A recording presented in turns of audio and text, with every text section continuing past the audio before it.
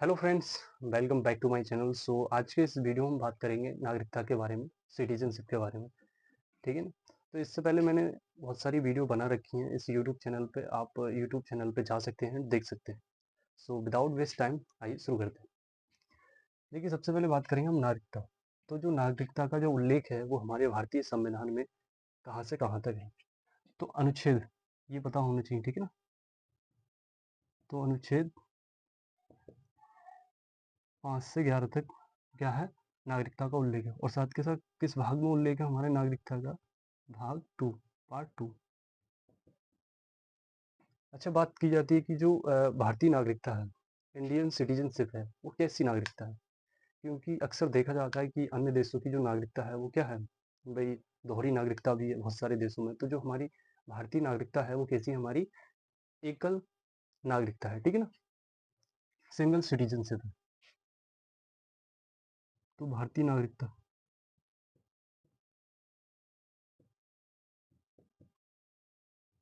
तो भारतीय नागरिकता क्या होती है? भारतीय नागरिकता क्या है हमारी? एकल नागरिकता है, ठीक है ना?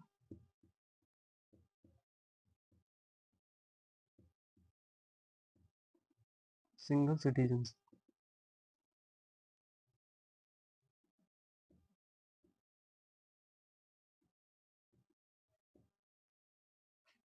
अच्छा, अन्य देश में जैसे अमेरिका की बात की जाए तो अमेरिका की जो नागरिकता है वो कैसी है? ठीक है, अमेरिका की जो नागरिकता है वो कैसी है? दोहरी नागरिकता है।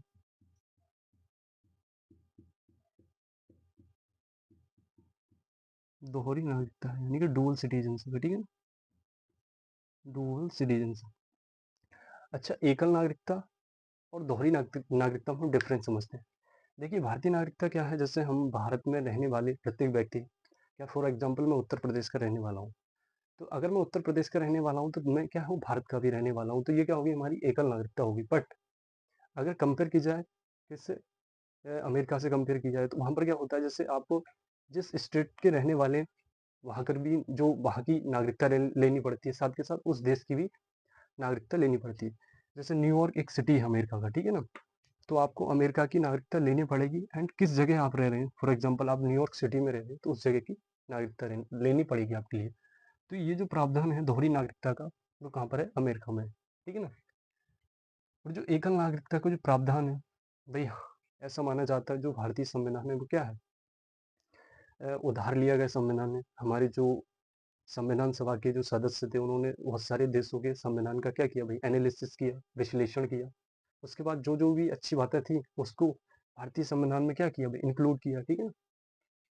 तो जो एकल नागरिकता का जो प्रावधान है, ठीक है, वो किस देश के संविधान से लिया गया ये भी पता होना चाहिए, ठीक है ना? तो एकल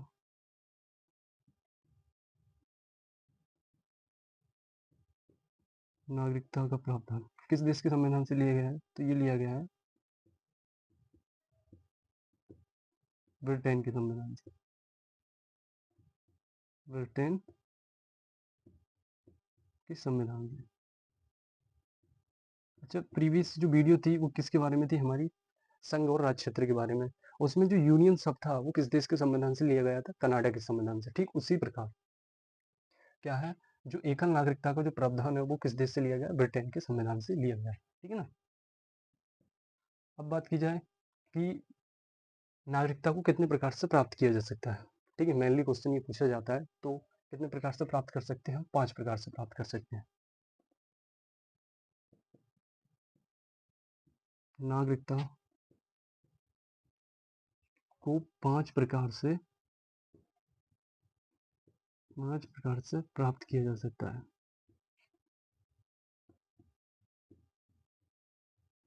किया जा सकता है। देखिए, 5 प्रकार से प्राप्त किया जा सकता है। वो 5 प्रकार कौन-कौन से हैं? सबसे पहला है हमारा कौन-सा? जन्म। जन्म से नागरिकता प्राप्त की जा सकती है। इसी के बारे में भी डिटेल में जानेंगे, ठीक है ना? दूसरा क्या है हमारा? जन्म हो गया, ठीक है ना? वंश परंपरा हो गई।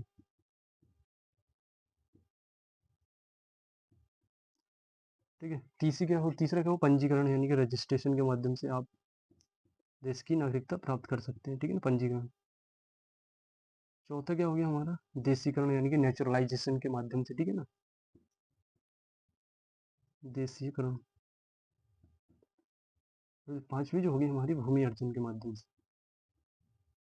भूमि अर्जन से, ठीक है ना। तो किसी भी व्यक्ति को नागरिकता कितने प्रकार से प्राप्त की जा सकती है, 5 प्रकार से प्राप्त की जा सकती है, आपको ये पता होना चाहिए, ठीक है ना। कॉम्पिटेटिव एग्जाम में पूछ लिया जाएगा भी नागरिकता कितने प्रकार से प्राप्त कर सकते हैं, 3, 4, 5, तो पता होना चाहिए कितने प्रकार से, 5 प्रकार से। आइए डिटेल में जानते हैं, ठीक है ना। बात करेंगे जन्म से, ठीक है ना, जन्म से, जन्म से। देखिए, ऐसा व्यक्ति जिसका जन्म क्या हुआ, 26 जनवरी 1950 को या फिर उसके बाद हुआ हो, उसे क्या है, भारत की नागरिकता मिल जाएगी। ऐसा व्यक्ति, ऐसा व्यक्ति जिसका जन्म, जिसका जन्म 26 जनवरी 1950 को, ठीक है ना, 1950 या उसके बाद, उसके बाद 26 जनवरी 1950 या उसके बाद क्या वो भारत में जन्म हुआ हो, भारत में जन्म हुआ हो, जन्म हुआ हो, तो उसे क्या हो जाएगी, तो उसे नागरिकता मिल जाएगी, तो उसे नागरिकता मिल जाएगी, ठीक है ना। अच्छा, इसका क्या होने लगा भाई, 26 जनवरी 1950 को इसका क्या होने लगा, दुरुपयोग होने लगा। जैसे मान लीजिए क्या विदेशी थे, वो हमारे देश में रहते थे, तो उनके जो बच्चे थे भारत में रहते थे, 26 जनवरी 1950 के बाद उनका क्या, बच्चों का जन्म हो रहा है, विदेशियों के बच्चों का, तो उन्होंने क्या हो रही थी भी, भारत की नागरिकता मिल रही थी, ठीक है ना। और साथ के साथ क्या है, जो हमारे शत्रु देश है, जो भी विदेशी रह रहे थे, उनके बच्चों को क्या हो रही थी भी, नागरिकता मिल रही थी, ठीक है ना। तो इसलिए, ठीक है ना, एक संविधान संशोधन किया गया था, ठीक है ना, जो कि वो संविधान, इट मीन्स क्या, नागरिकता संशोधन अधिनियम किया गया था, ठीक है ना, नोट, कि ऐसा ना हो, इसे रोकने के लिए नागरिकता संशोधन अधिनियम, ठीक है, ऐसा ना हो, नागरिकता संशोधन अधिनियम क्या था, 1986, नागरिकता संशोधन 1986 के द्वारा इसमें क्या किया गया कि माता पिता के आधार पर, ठीक है, माता पिता की नागरिकता के आधार पर,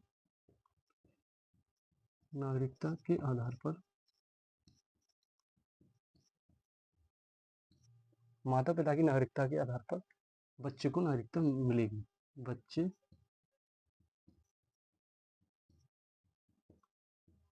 को नागरिकता मिलेगी, ठीक है ना,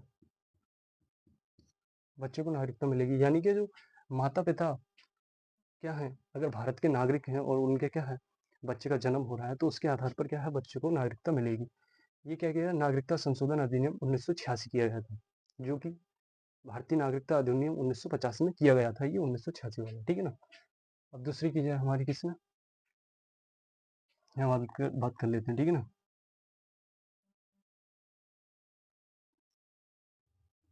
वंश परंपरा के आधार पर, ठीक है ना, वंश परंपरा,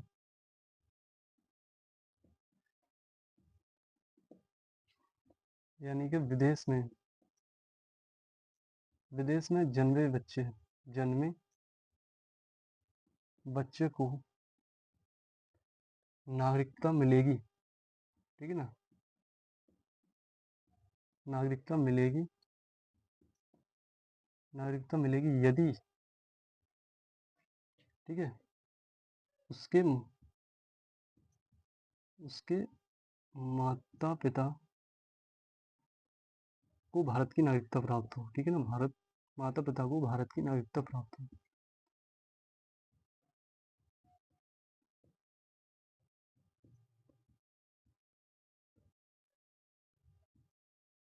देखिए, इसको समझते हैं, यानी कि विदेश में जन्मे बच्चे, जैसे मान लीजिए कोई क्या है, दो पेरेंट्स हैं, ठीक है ना, तो पेरेंट्स क्या विदेश में रह रहे हैं, उनको बच्चे का जन्म हुआ, ठीक है ना, और हालाँकि उनको जो नागरिकता मिली हुई है, जो जो माता-पिता को नागरिकता मिली हुई है बच्चे के, ठीक है ना? वो किसकी? भारत की नागरिकता मिली हुई है। तो वंश परंपरा के आधार पर विदेश में जन्मे बच्चों को भी क्या है? नागरिकता मिल जाएगी। ये क्या था? हमारी वंश परंपरा के आधार पर। अच्छा, इसमें भी संशोधन किया गया, ठीक है ना? इसमें संशोधन किया है, नागरिकता संशोधन, नागरिकता संशोधन, ठीक है ना? अधिनियम 1992, ठीक है? इसमें क्या किया कि माता की नागरिकता के आधार पर क्या है? माता की नागरिकता के आधार पर,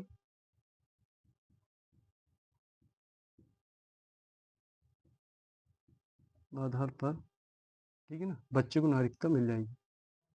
ऐसा नहीं है कि माता-पिता दोनों का होना, भारतीय होना ज़रूरी है। अगर माता क्या है? भारत की नागरिकता प्राप्त है माता को, तो बच्चे को क्या है? भारत की नागरिकता मिल जाएगी, ठीक है ना? माता-पिता की नागरिकता के बच्चे को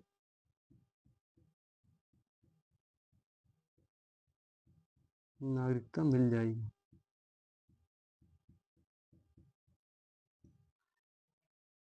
अब देखिए, अब बात करेंगे हम किसकी? हमने 5 प्रकार से पढ़ी, जन्म से, वंश परंपरा, पंजीकरण, देशीकरण, भूमि अर्जन। ठीक है, वंश परंपरा तक हम समाप्त कर चुके हैं। अब किसके बारे में पढ़ेंगे? पंजीकरण, यानी कि रजिस्ट्रेशन के माध्यम से, ठीक है ना? इसे मिटा देते हैं, उसके बाद कंटिन्यू करते हैं।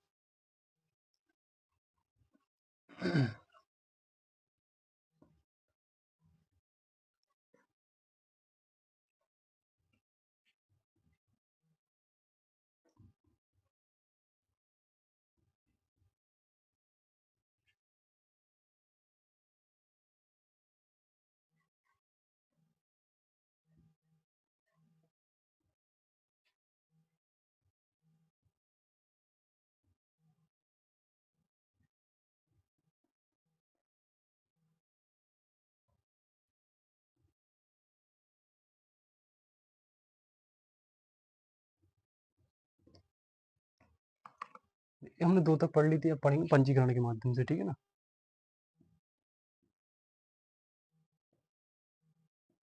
पंजीकरण के माध्यम से। देखिए, ऐसा कोई व्यक्ति जो क्या है, लगातार क्या है, 7 वर्षों से भारत में रह रहा हो, ठीक है ना? कोई भी व्यक्ति, ठीक है ना?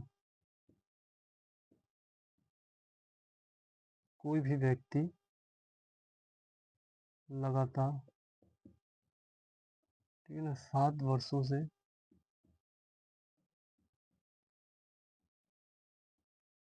भारत में रह रहा हो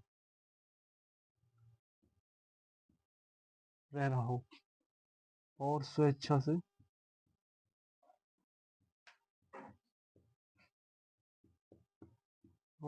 से भारत की नागरिकता प्राप्त करना चाहता है, ठीक है ना?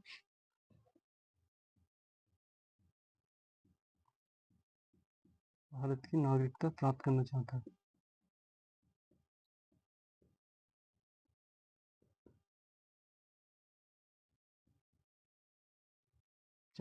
तो उसे नागरिकता दी जाएगी, ठीक है? चाहता है तो उसे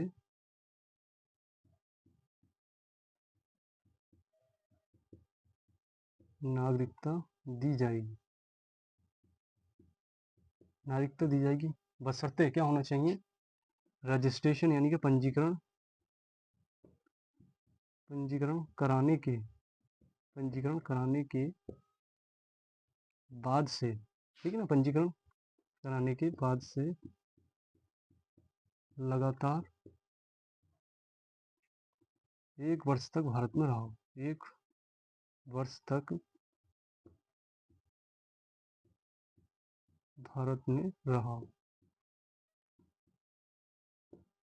देखिए, पंजीकरण के माध्यम से क्या है, भारत की हम क्या है, नागरिकता प्राप्त कर सकते हैं, चाहे कोई भी महिला हो या कोई भी पुरुष हो, ठीक है ना? इसमें कोई भी से। तो ये कितना हो गया? 3 प्रकार। अब बात करेंगे देशीकरण, देशीयकरण, ठीक है ना?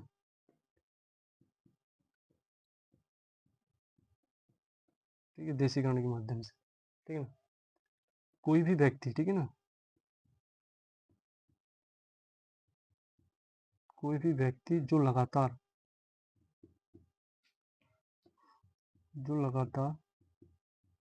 11 वर्षों से 11 वर्षों से, ठीक है ना, भारत में रहा हो और पंजीकरण के पूर्व और पंजीकरण से और पंजीकरण से लगातार 1 वर्ष तक भारत में रहा हो,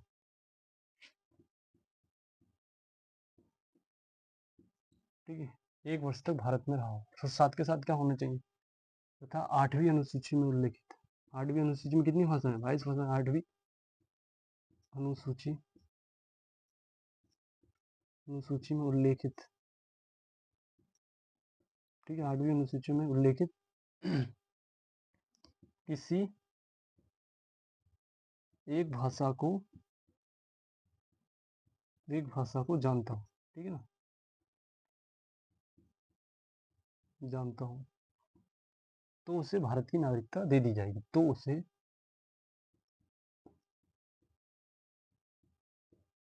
भारत की नागरिकता दे दी जाएगी, ठीक है ना, दे दी जाएगी। तो उसे क्या है, भारत की नागरिकता दे दी जाएगी, ठीक है ना, देशीकरण के माध्यम से। अब क्या रहेगा हमारा हमारा लास्ट रह गया भूमि अर्जन के माध्यम से, ठीक है ना, भूमि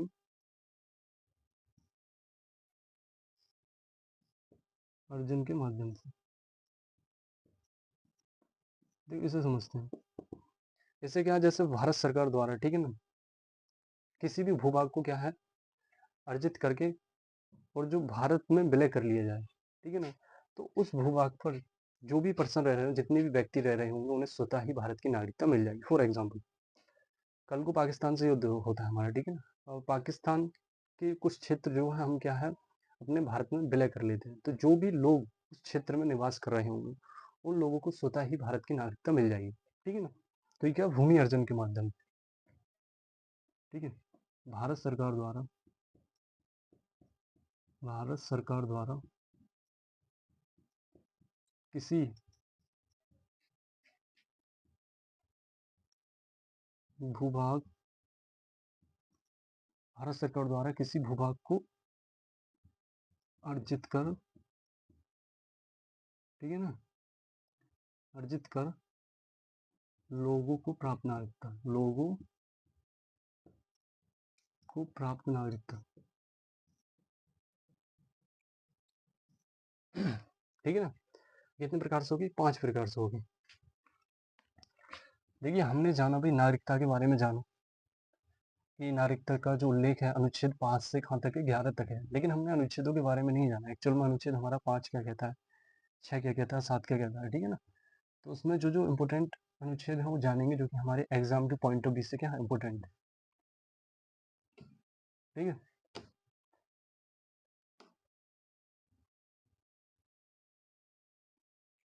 देखो सबसे पहले बात करेंगे अनुच्छेद के बारे में, ठीक है। नागरिकता का जो उल्लेख है भारतीय संविधान में अनुच्छेद कहाँ से, 5 से 11 तक। तो आर्टिकल जो हमारा जो अनुच्छेद 5 में है, ठीक है, अनुच्छेद 5 में क्या है कि जो हमारा संविधान लागू हुआ था 26 जनवरी 1950 को, संविधान लागू होने संविधान के लागू होने पर, ठीक है ना, लागू होने पर भारत में निवासित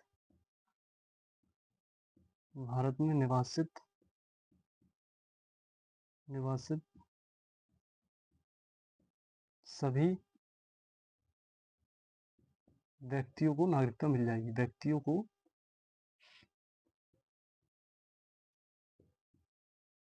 नागरिकता मिल जाएगी,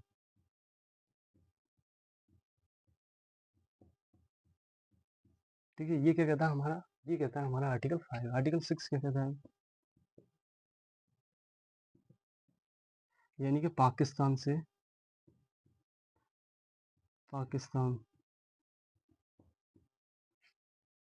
भारत आने वाले व्यक्तियों के लिए नागरिकता, व्यक्तियों के लिए नागरिकता। देखिए हालांकि इसमें क्या है, एक डेट है 19 जुलाई 1948 से, ठीक है। पहले जो भी लोग पाकिस्तान जा रहे हैं, पाकिस्तान से भारत आ रहे हैं, ठीक है, वो जहाँ भी रहेंगे तो उन्हें इजीली क्या है, नागरिकता मिल जाएगी। अच्छा आर्टिकल 7 में क्या है हमारा, ठीक है, आर्टिकल 7 में क्या है, जैसे भारत से पाकिस्तान पाकिस्तान जाने पर पुनः भारत आने पर, ठीक है ना, भारत आने वाले व्यक्तियों की नागरिकता, आने वाले व्यक्ति को नागरिकता मिल जाएगी, ठीक है ना। ये किसमें है, आर्टिकल हमारा 7 में। अच्छा आर्टिकल 8 में क्या है, यानी कि भारत के उद्भव के लिए, भारत के उद्भव या उन्नति के लिए, ठीक है, उन्नति के लिए विदेश में रहने वाले, विदेश में रहने वाले व्यक्ति के लिए नागरिकता, व्यक्ति के लिए नागरिकता। देखिए इसको समझते हैं, ये आर्टिकल क्या है, इसके बारे में थोड़ा जानते हैं। यानी कि जैसे बात की जाए, जो कल्पना चावला थी, वो क्या थी, भारतीय मूल की थी, बट वो क्या थी, एक साइंटिस्ट थी। तो वो क्या थी, विदेश में कार्यरत थी, किसके रूप में, एक वैज्ञानिक के रूप में। तो किस भारत के उद्भव के लिए, यानी कि देश की उन्नति के लिए, ठीक है, वो क्या कर रही थी, विदेश में कार्य कर रही थी, ठीक है ना। तो उनकी क्या है, इसमें नागरिकता मिलेगी, कोई भी ऐसा पर्सन रही, ठीक है ना। अच्छा आर्टिकल 9 में क्या है, आर्टिकल 9, नो से ऐसे भी याद रख सकते हैं, नो, नो यानी यदि कोई व्यक्ति दूसरे देश की नागरिकता प्राप्त कर लेता है, फॉर एग्जाम्पल यूएसए की नागरिकता प्राप्त कर लेता है, तो उसकी नागरिकता क्या है, स्वतः ही समाप्त हो जाएगी भारत से, ठीक है ना। यदि कोई व्यक्ति दूसरे देश की नागरिकता प्राप्त करता है, नागरिकता प्राप्त करता है, तो उसकी नागरिकता स्वतः समाप्त, तो उसकी नागरिकता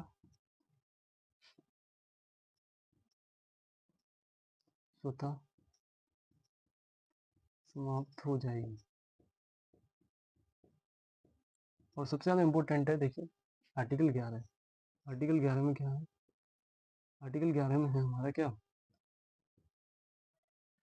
कि नागरिकता से रिलेटेड, नागरिकता से संबंधित कानून बनाने का जो अधिकार है, वो किसके पास है, संसद के पास है, पार्लियामेंट के पास है। नागरिकता से संबंधित कानून बनाने का अधिकार, कानून बनाने का अधिकार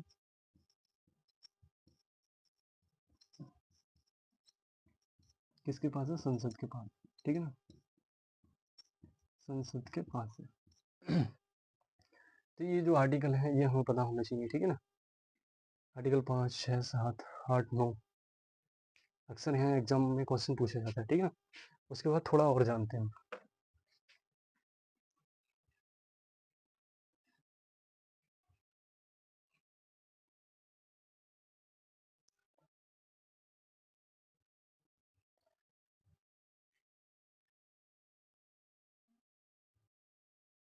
देखिए अब जानते हैं हम भारतीय नागरिकता अधिनियम, ठीक, 1955 में। ये वही अधिनियम जिसमें क्या है, नागरिकता प्राप्त करने के लिए जो अवधि थी वो कितनी थी, 6 वर्ष थी, ठीक है ना। तो उसमें अब तक कितनी बार संशोधन हो चुका है, इसके बारे में हम जानेंगे, ठीक है ना। भारतीय नागरिकता अधिनियम 1955, भारतीय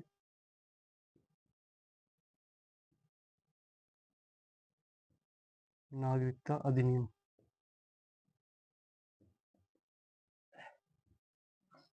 ठीक है, भारतीय नागरिकता अधिनियम 1955, ठीक है। ये वही अधिनियम जिसमें क्या है, नागरिकता प्राप्त करने के लिए जो समय अवधि थी वो कितनी थी, 6 मंथ से 6 महीने थे, ठीक है ना? तो इसमें सबसे पहला जो संशोधन हुआ था वो कब हुआ था? 1986 में, ठीक है ना? दूसरा जो संशोधन हुआ था वो 1992 में हुआ था। तीसरा जो संशोधन हुआ था वो हुआ था 2003 में। चौथा जो संशोधन हुआ था वो कब हुआ था? 2005 में। एंड पांचवा जो संशोधन हुआ था वो कब हुआ था? 2015 में। एंड छठा जो संशोधन हुआ वो कब हुआ है? 2019 में, ठीक है ना? जिसको हम CAA 2019 यानी कि सिटीजनशिप अमेंडमेंट एक्ट 2019 के नाम से भी जानते हैं, ठीक है? तो भारतीय नागरिकता अधिनियम 1955 में कितनी बार संशोधन हो चुका है अब तक? 5 बार, ये भी आपको पता होना चाहिए। अच्छा, थोड़ा इसके बारे में बात करते हैं हम। CAA, ठीक है ना? CAA 2019, ठीक है? इसमें क्या है अभी, जो कि 11 मार्च 2024 को पूरे भारतवर्ष में लागू हो गया, सिटीजनशिप अमेंडमेंट एक्ट। इसमें क्या है, अभी 3 देश हैं हमारे। 3 देश कौन-कौन से हैं? जैसे हमारा पाकिस्तान हो गया, ठीक है? पाकिस्तान हो गया, बांग्लादेश हो गया, पाकिस्तान, बांग्लादेश हो गया, और क्या हो गया हमारा? अफ़गानिस्तान हो गया, ठीक है? 3 देशों से कितने? 6 कम्युनिटी के लोग, जैसे हिंदू, ठीक है? हिंदू हो गए, सिख हो गए, हिंदू, सिख, ईसाई हो गए, ठीक है? और क्या हो गए? जैन हो गए, और क्या हो गए? बुद्ध हो गए, बौद्ध हो गए, ठीक है ना? बौद्ध और पारसी, ठीक है? इस अमेंडमेंट में क्या किया है कि हिंदू, सिख, ईसाई, जैन, बौद्ध, पारसी क्या है, अगर 31 दिसंबर 2014 से पहले, क्या है, 31 दिसंबर 2014 से पहले, ठीक है ना, भारत में क्या है, प्रवेश करते हैं, भारत में प्रवेश करते हैं, प्रवेश करते हैं, तो उन्हें क्या है, तो उन्हें गैर प्रवासी नहीं माना जाएगा, यानी कि तो उन्हें अप्रवासी नहीं माना जाएगा, अप्रवासी नहीं माना जाएगा।